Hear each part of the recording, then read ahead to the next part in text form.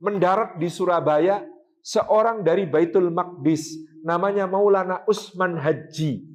Dia disertai anaknya yang masih kecil, namanya Said Ja'far Shadiq.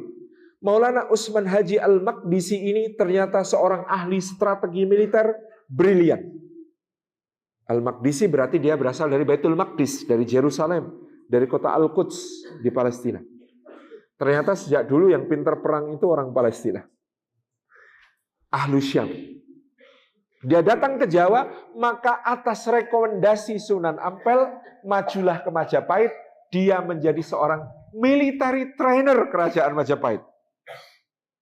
Keberadaan Maulana Usman Haji yang kemudian dalam babat disebut Sunan Ngudung, itu juga terekam dalam sejarah dalam Watu Renggong, dinasti Kresna Kepakisan, raja-raja kerajaan Gel-Gel di Bali.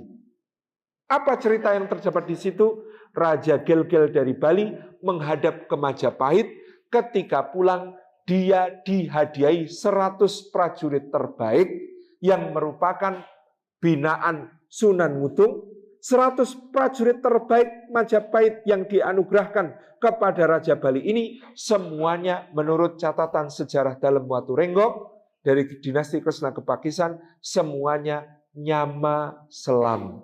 Nyama artinya saudara, selam artinya Islam. 100 muslim pertama di Bali ditempatkan di Karangasem. Itu muslim militer dari kerajaan Majapahit. Binaan Usman Haji.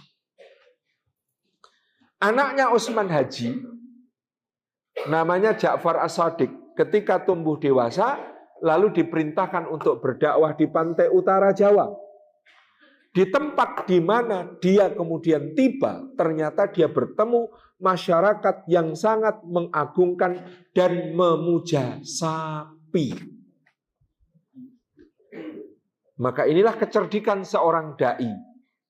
Karena masyarakat di situ mengagungkan dan memuja sapi, dia pergi ke pasar hewan terbesar, nyari sapi yang paling gede, paling gemuk, tanduknya paling panjang dan paling gagah, paling menarik dilihat. Sapi itu beliau beli, beliau bawa, beliau ikat di halaman rumahnya. Apa yang terjadi? Masyarakat penasaran. Apa yang mau dilakukan Ja'far Shadiq kepada sapi itu? Apakah dia akan menyakiti kita dengan menyembelihnya di depan kita? Atau dia mau apa? Ayo kita tengok. Ngumpul banyak orang di depan rumah. Ketika sudah dirasa cukup banyak yang berkumpul, beliau keluar dan mengatakan, sugeng siang sederek-sederek. Sederek-sederek pasti bertanya-tanya, kenapa saya sebagai seorang Islam membeli sapi yang sangat besar. Sungguh sebagai seorang Muslim, saya sama dengan saudara-saudara sekalian, saya sangat senang dengan sapi.